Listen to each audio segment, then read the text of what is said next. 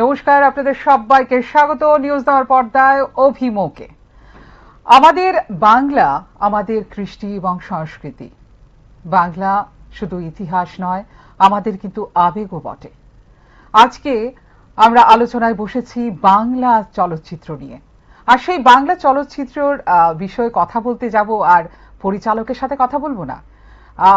আসছে পয়লা মেতে বাংলা সিনেমা প্রত্যাবর্তন, আর এটা কিন্তু দেশ ভরে, কিন্তু পুরো ইন্ডিয়াতে রিলিজ হবে পয়লা মেতে। এবং আমাদের ত্রিপুরাবাসীদের জন্য কিন্তু সুখবর, রূপসী সিনেমা হলে কিন্তু এই ছবিটি রিলিজ হতে যাচ্ছে পয়লা মেতে।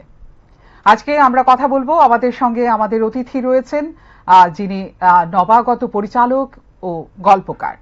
প্রত্যাবর্তন যে ছায়াছবিটি হয়েছে তাঁর, তিনি হলেন সমর্পণ সেনগুপ্ত। সমর্পদা, আপনাকে স্বাগত, নমস্কার। আমার অনেক শুভেচ্ছা, অনেক ভালোবাসা, এবং গোটা ত্রিপুরাবাসীকেও আমার প্রচুর ভালোবাসা। কারণ বাংলা হলো এমন একটা ভাষা, যে ভাষার কোনো লিমিটেশন হয় না। সে যেখানেই থাকে, আমরা বাঙালি বাঙালিই থাকবো। তো আমি আপনাদের সামনে আসতে পেরে এবং কথা বলতে পেরে আমি আজকে খুবই খুশি। আপনি কেমন আছেন বলুন? একটা বড় ছবি রিলিজ হচ্ছে এবং সেটা ব্লকবাস্টার হবে, সেই আশা নিয়েই রয়েছি। এবার আপনারা দেখুন ছবিটা, আপনারা বলুন কেমন লাগলো। প্রথমে আমি জানতে চাইবো যে আপনার সদ্য মুক্তিপ্রাপ্ত হতে চলেছে প্রত্যাবর্তন ছবিটি, মূল ভাবনা কোথা থেকে এসেছে এবং এই গল্পটি বলার প্রয়োজন আপনি কেন অনুভব করেছিলেন? দেখুন, আজকের এই সময় দাঁড়িয়ে যেটা সব থেকে বড় ক্রাইসিসের জায়গা আমাদের কাছে, সেটা হলো সময়। যে আমরা প্রত্যেকের হাতে সময় বড় কম। আমরা হয় জীবনের দুরন্ত গতিতে কিংবা আমাদের প্রাত্যহিক চাহিদায় আমরা এমন ভাবে নিজেদেরকে হারিয়ে ফেলি যে আমরা আমাদের সময়কে গুরুত্ব দিতে গিয়ে গুরুত্বগুলোকে সময় দেওয়া ভুলে যাই, এবং তার ফলেই হয়ে যায় নানান কিছু দুর্বিষহ ঘটনা আমাদের জীবনে, আমাদের প্রাত্যহিক জীবনে, যেটা আবার আমাদেরকে নাড়িয়ে দিয়ে চলে যায় এবং আমরা বুঝে উঠতে পারি না যে সেখান থেকে কিভাবে ফেরা যায়। ঠিক তেমনই একটা ফিরতে না পারা থেকে ফেরার গল্প হলো প্রত্যাবর্তন, যেখানে আজকের সমাজের সব থেকে বড় যে ক্রাইসিস, সমস্যা, সময়, সেটাকে বলা হয়েছে রুটের কথা বলা হয়েছে, যে আমরা রুটে কেন ফিরতে হবে, আমাদের কেন প্রয়োজন, রুটটা কেন দরকার। তো এটা নিয়েই প্রত্যাবর্তন ছবিটা আমাদের। এবং ছবিটার ভাবনার জায়গা দিয়ে যদি বলতে পারি, তাহলে এইটাই একমাত্র কারণ যে মানুষকে আরো মানুষের সাথে কানেক্ট করানো, আরো কম যত ভার্চুয়ালি কথা বলা যায়, যত যত মানে ফিজিক্যালি কথা বলা যায় বেশি, সেটার প্রয়োজনীয়তা বোঝানো, এবং সেটা যাতে সবাই যেটা আমরা ফিল করছি সেটা একবার ছবির পর্দায় দেখান। এটার জন্যই প্রত্যাবর্তন। প্রত্যেকটা পরিবারের যারা সদস্যরা রয়েছেন তারা ইন পার্সন যখন কথা বলবে, একই টেবিলে বসে যখন আলাপ আলোচনা করবে, প্রত্যেকের সমস্যা নিজেদের মধ্যে তুলে ধরবে, সেই বিষয়টাই যাতে আপনি তুলে ধরেছেন এই ছবিতে।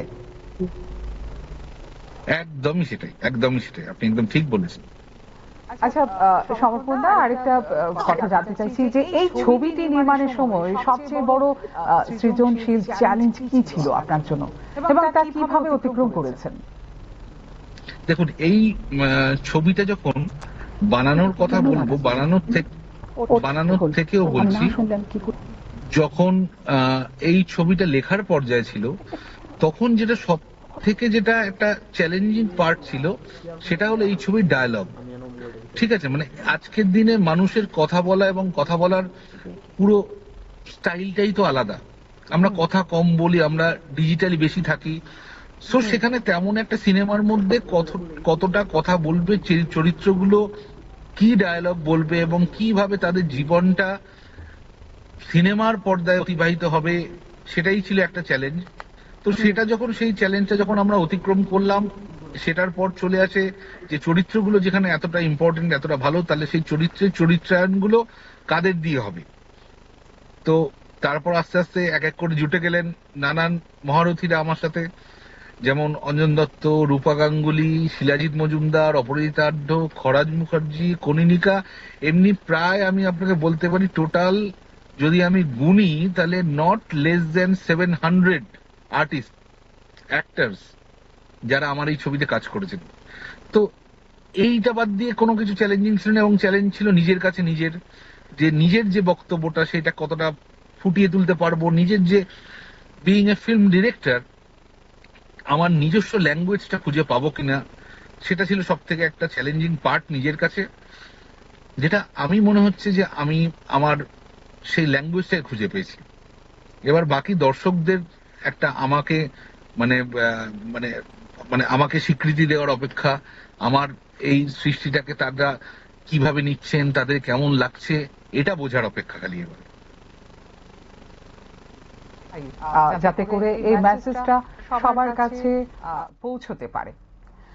আচ্ছা, ছবির চরিত্র নির্বাচন বা অভিনয় পরিচালনা ও ভিজুয়াল ভাষা তৈরিতে আপনার বিশেষ কি কৌশল ছিল বলুন তো? দেখুন, কৌশল একটাই হতে পারে, মানে যে কোনো ক্রিয়েটিভ জিনিস বা যে কোনো জিনিস আপনি মানে পৃথিবীর যা কিছু তার একটাই কৌশল হতে পারে, সেটা হলো অনেস্টি এবং হার্ডওয়ার্ক। তো এই দুটো কৌশল বাদ দিয়ে আমাদের মানুষদের হাতে কিচ্ছু নেই। মানে আমরা না একটা প্রাণ গঠন করতে, আমরা না কোনো প্রাণ নিতে পারি, কোনোটাই আমাদের হাতে নেই। আমরা খালি হার্ডওয়ার্ক করতে পারি, আমরা খালি ডেডিকেটেড হতে পারি। তো এটাই আমার কৌশল ছিল যে আমি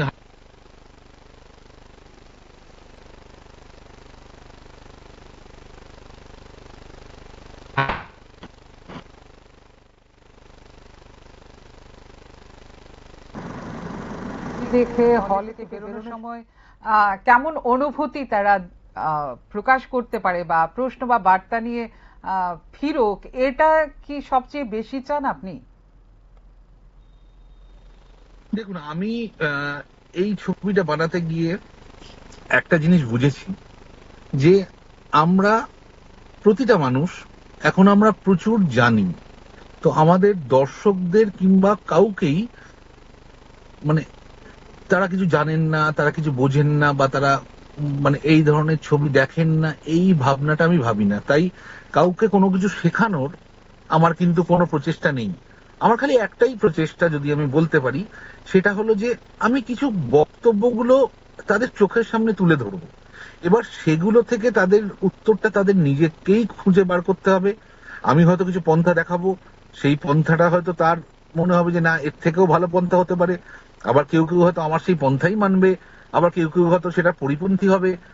তো আমি চাই মানুষ ছবিটা দেখুন, ছবিটা দেখে তারা একটা বারের জন্য একটু তার পাশে থাকা মানুষগুলোকে এবং নিজেদের একটু সময়কে গুরুত্ব দেওয়ার থেকে গুরুত্বগুলোকে একটু সময় দিক।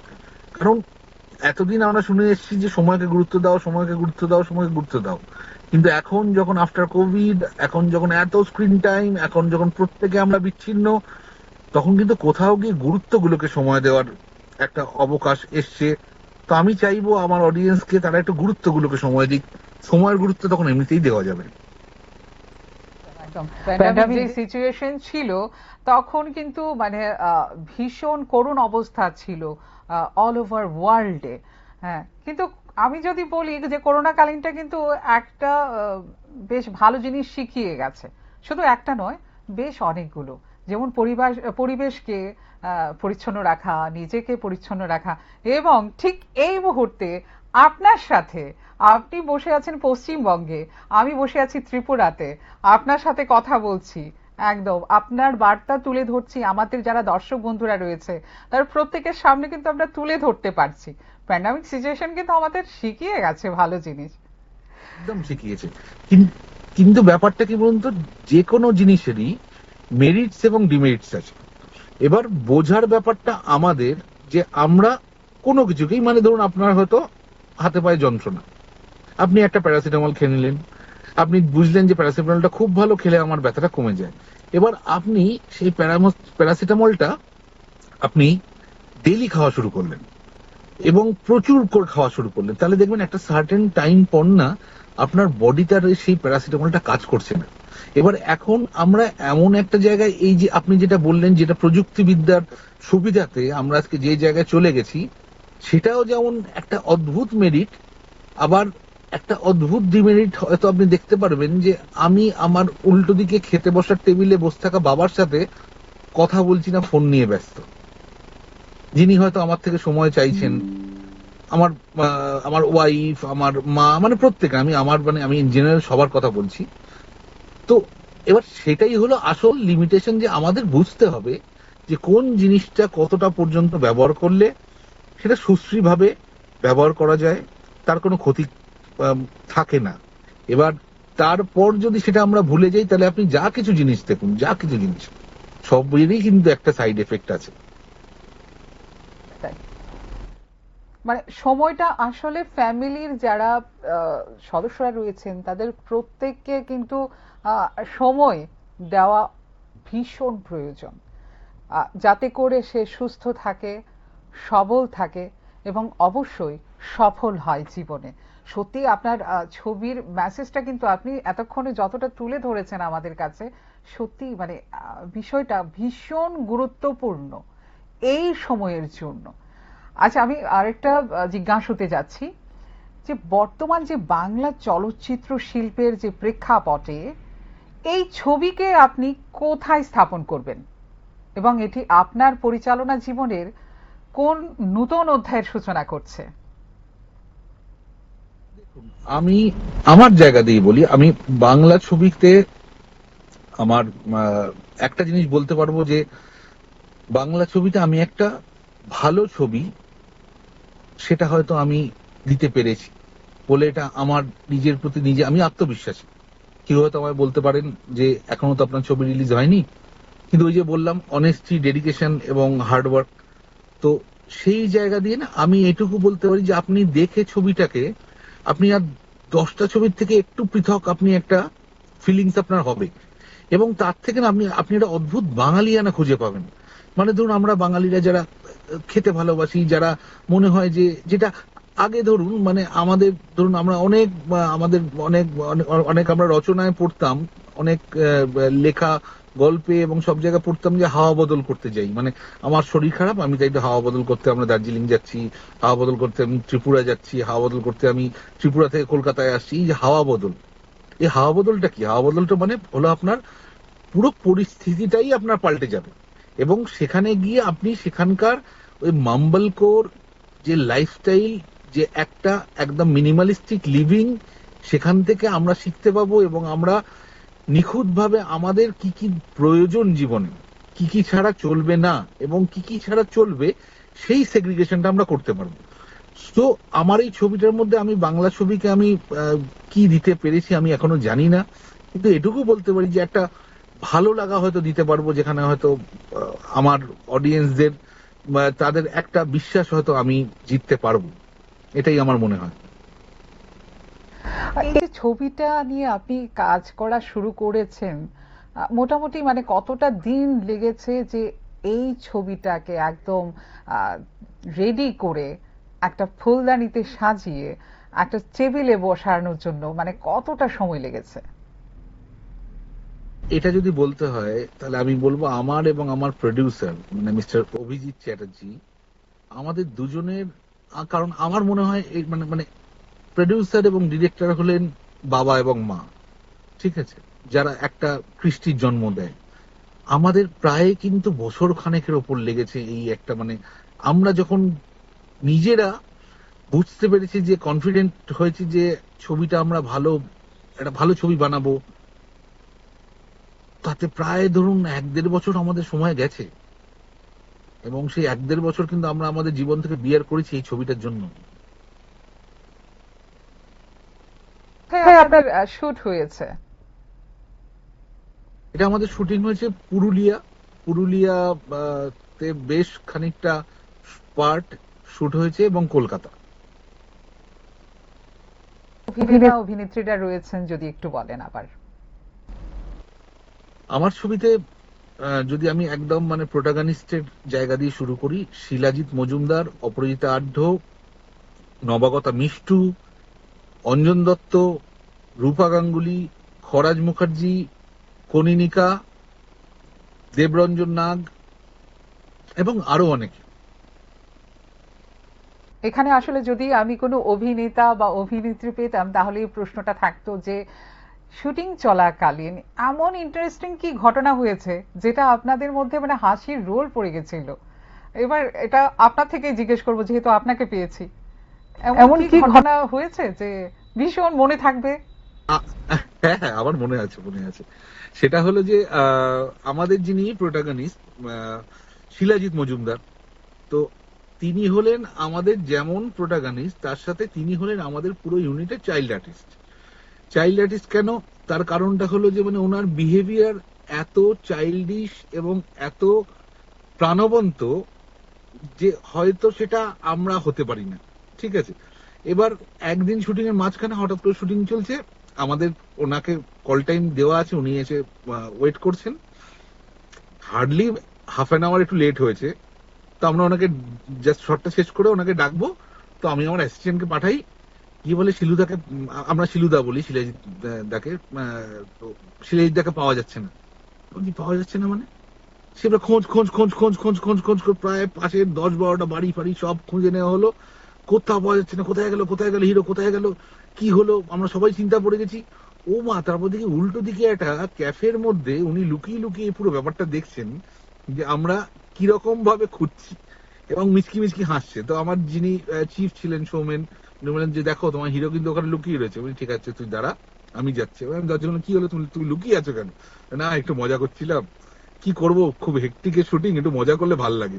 তো এইটা একটা মানে সেই ছোটবেলা সেই লুকোচুরি খেলার সে যে একটা মজা ছিল, সেটা আমার সেদিনকে আমি ফিল করেছিলাম যে না, এখনো মনে হয় কোথাও গিয়ে সেই লুকোচুরি খেলাটা হয়তো এখনো আমাদের দৈনন্দিন জীবনের মধ্যে না হারিয়ে গেলেও শুটিং এর সেই দিনটাতে ছিল। তো এটা একটা খুব মজার দিন ছিল আমাদের কাছে, মজার ঘটনা ছিল রাদার। আচ্ছা, অফ শুটিং এ অপরাজিতাদির কেমন ছিল কাণ্ড কারখানা? মানে ভেরি, কি বলবো, মানে ভেরি গ্রেসিয়াস উনি, প্রচন্ড, মানে ওনার একটা নিজস্ব অরা আছে এবং খুব ভালো মানুষ। এবং অপাদিকে নিয়ে যদি বলতে হয়, ওনার অভিনয় নিয়ে তো বলার কিছু নেই, ওটা তো আমরা সবাই জানি। সব থেকে হলো ওনার প্রাণ জুড়োনো, প্রাণ খোলা হাসি। অমনি হা হা হা হা করে মন খুশি করে নিজের মনে উনি প্রাণবন্ত হাসতে আপনি এখনকার দিনে খুব কম লোককেই পাবেন, যেটা অপরিতার্য।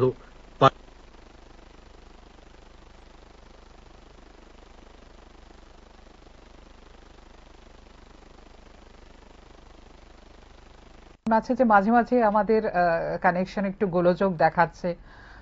আমরা বারবারই চেষ্টা করছি যাতে করে পুরো বিষয়টা আপনাদের সামনে সুন্দরভাবে তুলে ধরতে পারি, কিন্তু নেটওয়ার্কটা এত গোলযোগ করছে। দেখছি আবারও চেষ্টা করব যে সমর্পণ দার সঙ্গে আমরা আবার কথা বলতে পারি কিনা। এখানেই তাহলে আমরা এই মুহূর্তে আমরা এই অনুষ্ঠানটি এই জায়গাতে একটু স্থগিত রাখবো। পরে যদি আমরা সমর্পণ দাকে আমরা লাইনে পেয়ে যাই তাহলে অবশ্যই আমরা কিন্তু ফিরে আসবো এবং আরো মজার মজার কথা শুনবো এবং এই ছবি নিয়ে বিস্তৃত আলোচনা করব। আরো রয়ে গেছে, আপনারা কিন্তু সঙ্গে থাকবেন, আমরাও আছি।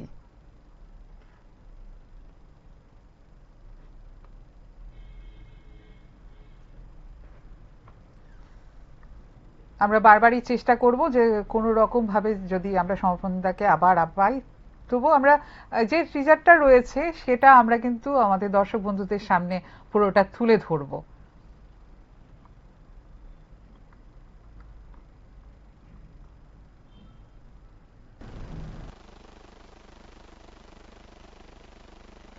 প্রায় ইম্পসিবল। এখনো কি একা বসে কতদিন বাদে দেখলাম, তোমার আজ 8 বছর পর সবাইকে একসঙ্গে খেতে দিচ্ছি। দিনেরও শেষে জীবনটা বড় অদ্ভুত জানিস দিবু, কারোর কাছে হোটেল থাকে, কারোর কাছে সেরকম কিছু থাকে না। তোমার 15 বছর মেয়েকে সব কথা বলতে পেরেছে তোমাদের দুজনকে? আমি তো শুধু চেয়েছিলাম তোমাকে, তুমি তো সেটাই দিতে পারোনি আমাকে। ফেলিয়ার দীপঙ্কর, কান খুলে শুনে নাও, এই পুরো পাপ তোমার কাছে আর কিচ্ছু প্রত্যাশা করে না। আমার লাগছে। আপনি কি বলার চেষ্টা করছেন ডাক্তারবাবু? উহাকে চাইলে আমি বাঁচবো না।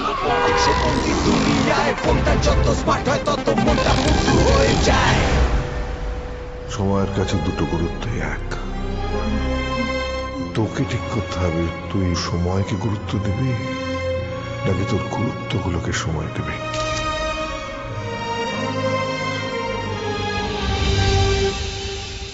তোমার সাসপেনশন লেটার। কাল সকালে তোমার প্যারেন্টসদের আমার সঙ্গে মিট করতে বলবে।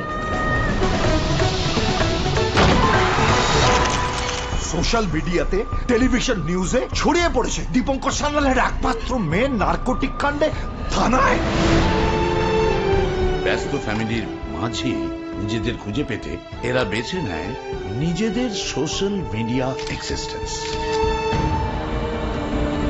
দিশার সাথে মেলামেশাটা একটু কমানো উচিত। তাহলে সবাই তো জেনে যাবে। মা বাবা এখন আর এগুলো ভেবে লাভ কি? আর তুমি ভাববেই বা কি করে? অন্য লোকেদের সন্তানদের উদ্ধার করতে গিয়ে তো নিজেদেরটাই। তুমি আমায় দোষ দিচ্ছ। এই অবস্থায় তোমরা যদি ভেঙে পড়ো তাহলে দিশার পক্ষে নর্মাল লাইফে ফিরে আসা প্রায় ইম্পসিবল। এখনো কি একা বসে কত দিন বাদে দেখলাম ভাবো তোমার আজ 8 বছর পর সবাইকে একসঙ্গে খেতে দিচ্ছি। দিনেরও শেষে জীবনটা বড় অদ্ভুত জানিস দিবু, কারোর কাছে হোটেল থাকে, কারোর কাছে সেরকম কিছু থাকে না। তোমার 15 বছর মেয়ে কি সব কথা বলতে পেরেছে তোমাদের দুজনকে?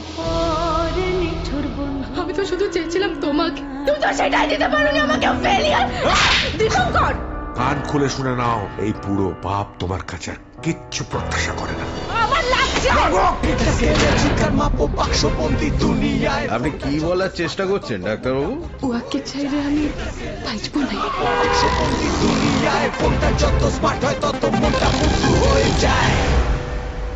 সময়ের কাছে দুটো গুরুত্বই এক। তোকে ঠিক করতে হবে তুই সময়কে গুরুত্ব দিবি নাকি তোর গুরুত্বগুলোকে সময় দিবি।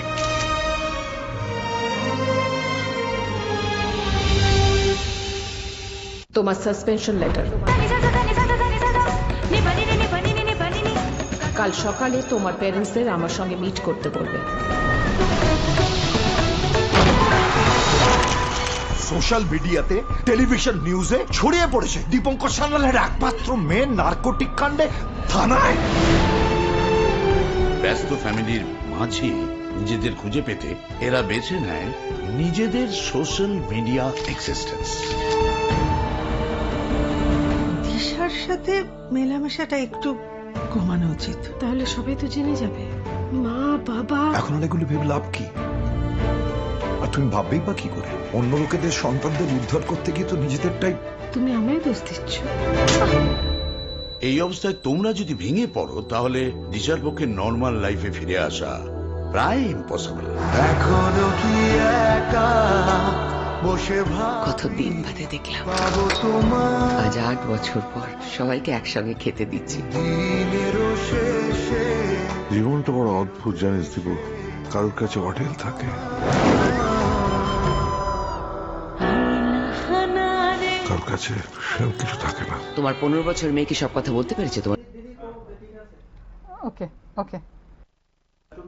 Hello hello.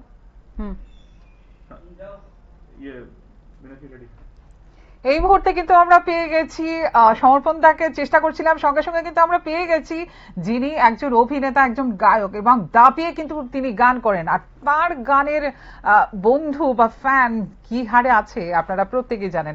এই মুহূর্তে নিশ্চয়ই আমাদের স্ক্রিনে কিন্তু দেখতে পাচ্ছেন আমার খুব প্রিয় শিলাজিৎ মজুমদার, যিনি গায়ক এবং অভিনেতা। আর এই ছবিতে তিনি অভিনয় করেছেন এবং গানও করেছেন। শিলাজিৎ দা, আপনাকে স্বাগত। কেমন আছেন? নমস্কার, ভালো আছি। আপনারা কেমন আছেন?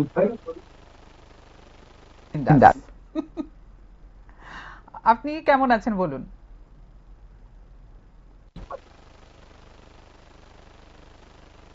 একটা কোনোভাবে একটা ল্যাগ হচ্ছে। আপনি আমার কথা শুনতে পাচ্ছেন? হ্যাঁ হ্যাঁ, আমি শুনতে পাচ্ছি। আপনি শুনতে পাচ্ছেন? হ্যাঁ, পাচ্ছি।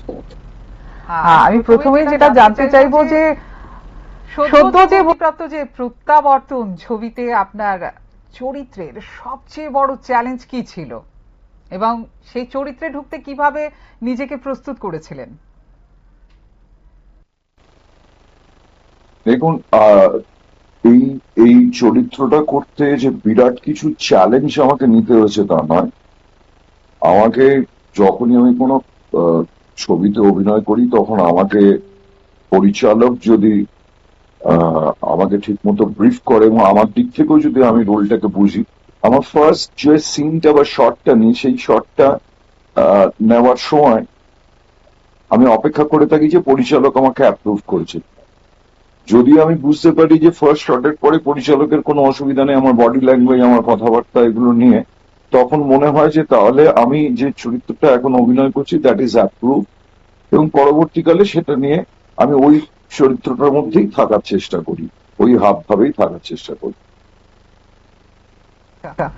দাদা, আপনার চেহারাটা পুরো দেখা যাচ্ছে না, একটু যদি ক্যামেরাটা একটু দূরে রাখেন তাহলে স্ক্রিনে পুরো ছবিটা আসবে। এই তো, থ্যাংক ইউ।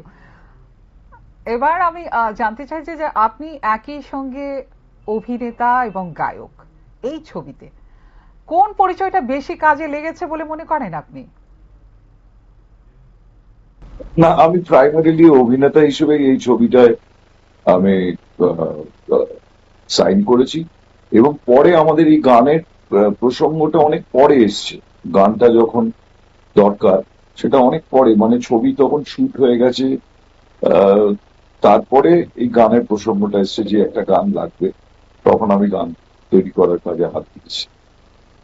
মূলত আমি অভিনেতা হিসেবে এই ছবিতে পার্টিসিপেট করেছি। কিন্তু এই ছবিতে গান করেছেন, আপনার সহ সঙ্গীত শিল্পী হিসেবে কে কে ছিলেন? সঙ্গীত শিল্পী বলতে আমাদের মিউজিক ডিরেক্টর, যিনি এটা মিউজিক ডিরেক্টর বনি, আমাদের কোটা সাউন্ড স্কেপিং করেছে তমাল, এবং গান গাওয়ার আমাদের অন্যান্য গায়কদের মধ্যে যারা যারা আছেন, রূপম গান গেয়েছে, ইমন গান গেয়েছে, বনি গান গেয়েছে, অর্পিতা গান গেয়েছে। ছবি শুটিং এর সময় এমন কোনো ঘটনা কি ঘটেছে যা আজও মনে পড়লে আবেগী বা হাস্যকর লাগে? যে হাস্যকর মুহূর্ত তো আছেই, যেরকম মুহূর্ত প্রায় প্রতিদিনই হয়েছে। প্রায় প্রতিদিন আমরা ঝগড়া করেছি বিভিন্ন কারণে, একটা কল টাইম করা। কিন্তু আমার সব থেকে এই সবগুলোর থেকে বেশি মুহূর্তের জন্য আমি অপেক্ষা করেছিলাম আমার অঞ্জন দত্তর সঙ্গে যে সিনটা আমার করা, সেইটা আমার কাছে বারবার মনে পড়ছে, বারবার মনে আসে। আচ্ছা, আমি একটা গল্প শুনলাম আপনাদের পরিচালকের কাছ থেকে, আপনি নাকি বেশ লুকোচুরি খেলেছিলেন।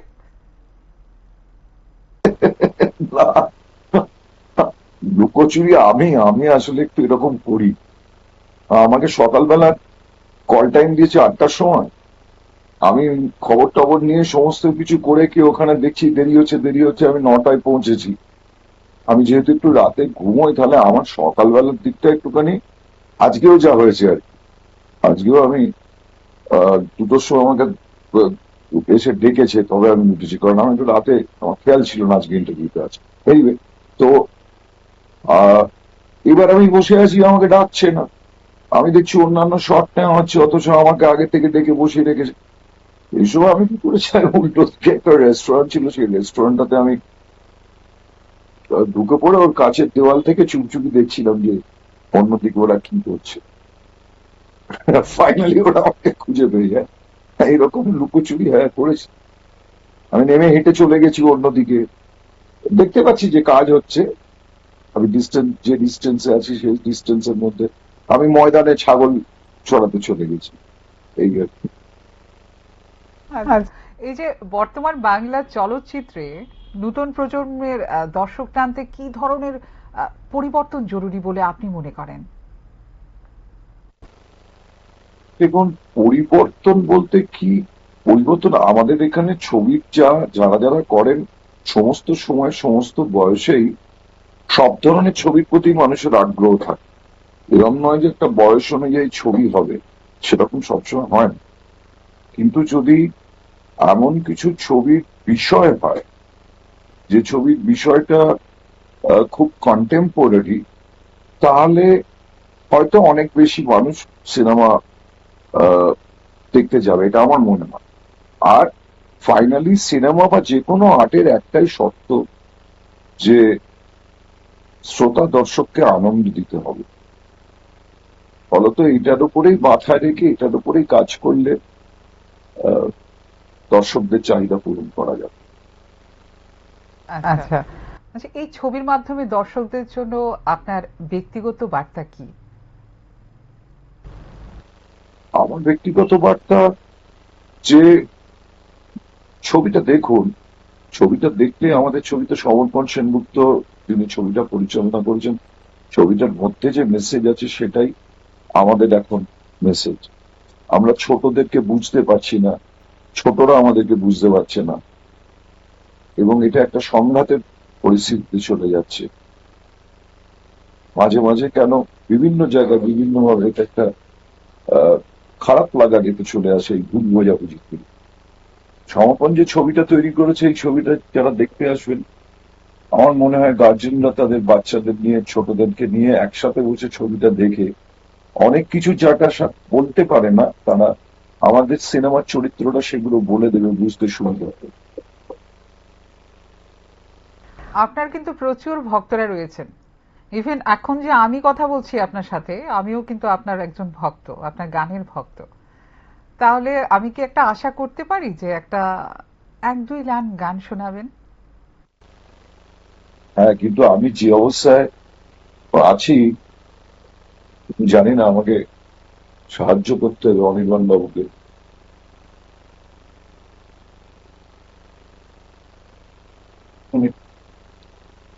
আমাদের গিটারটা আনবে।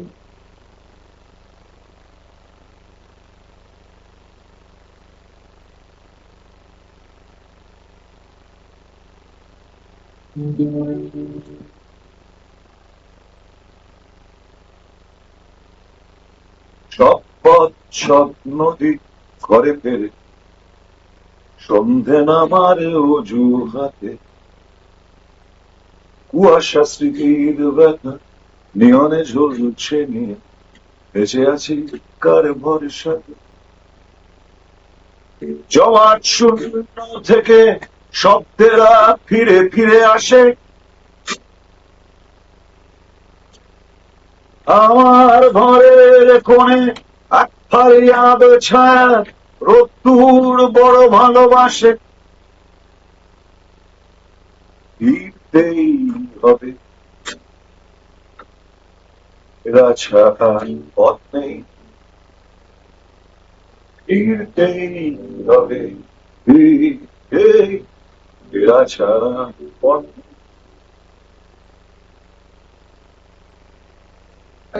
সত্যি যারা দর্শক বন্ধুরা রয়েছেন তারাও আপনার গান শুনে সত্যিই মুগ্ধ হবে। আচ্ছা, আমি আরেকটা কথা জানতে চাই যে এই যে ফিল্মে আপনি অভিনয় করেছেন বা প্রত্যেকটি সিন দেখেছেন, এডিটিং সেকশনে নিশ্চয়ই ছিলেন এডিট করার সময়, সবচেয়ে ভালো কোন সিনটা আপনার কাছে লাগলো?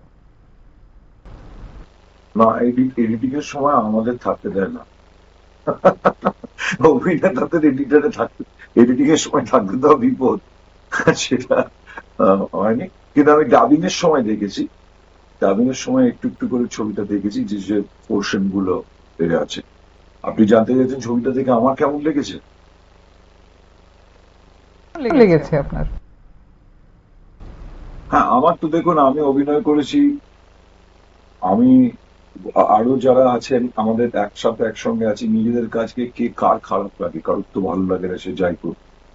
আমরা এখন অপেক্ষা করে আছি কালকে দর্শকদের সামনে ছবি মুক্তি পাবে, সেটার জন্য অপেক্ষা করে আছি। তাদের মত কি সেটা আমরা কাল পরশুর মধ্যে বুঝে যাব, কালকে ছবি রিলিজ করলে।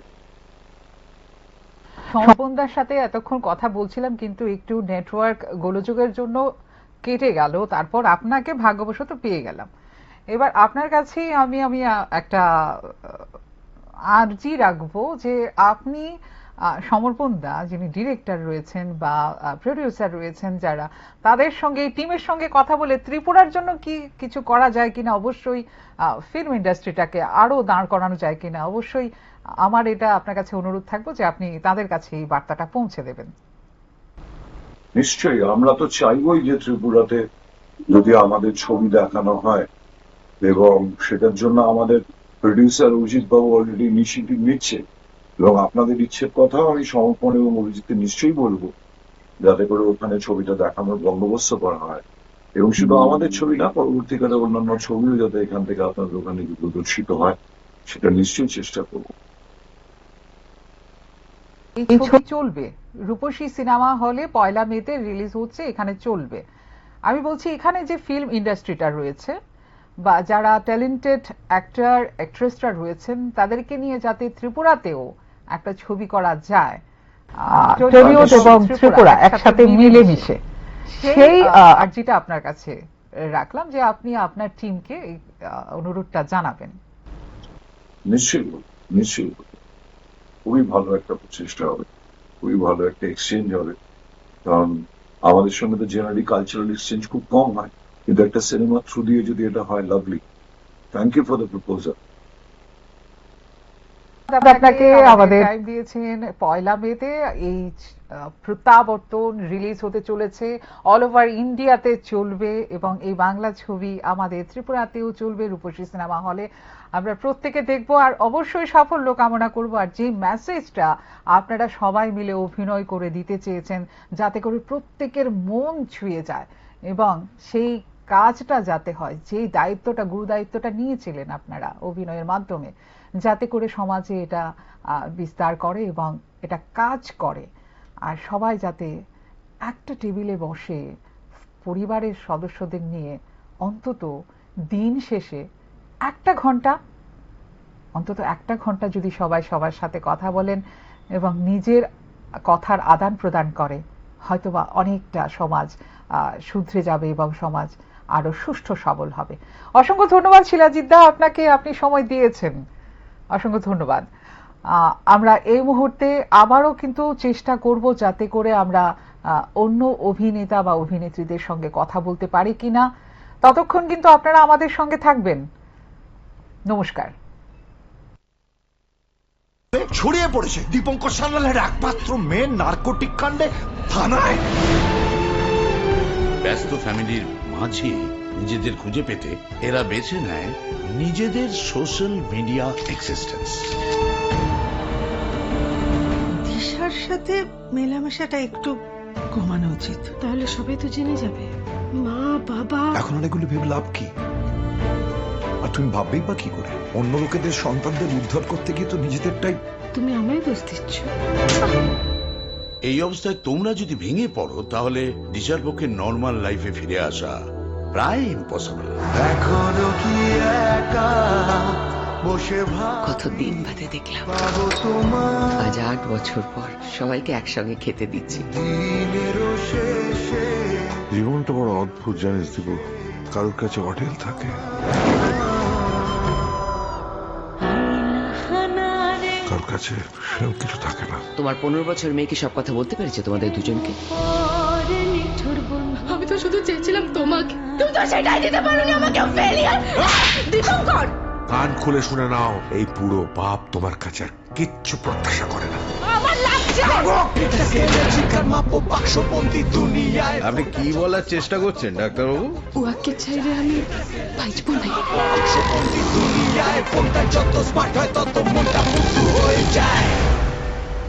সময়ের কাছে দুটো গুরুত্বই এক। তোকে ঠিক করতে হবে, তুই সময়কে গুরুত্ব দিবি নাকি তোর গুরুত্বগুলোকে সময় দিবি।